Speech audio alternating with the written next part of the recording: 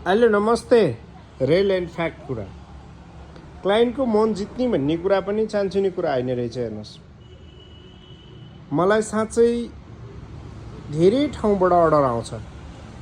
त्यो पनि मैले अन्ली देखाएको भिडियो हेरेर उहाँको आफ्नो प्रतिनिधित्व देखाएर यो फुल वुडन सोफा आफ्नो साइजमा, आफूले चाहेको कलरमा र आफूले चाहेको डिजाइनमा, साँच्चै तपाईँ आफूले बेस्ट फर्निचरले हालेको सामान चाहिँ टिकटकमा, फेसबुकमा अथवा सोसल मिडियामा हालेको जस्तो मात्रै होइन रहेछ, रियल सामान रहेछ भन्नुहुन्छ क्या।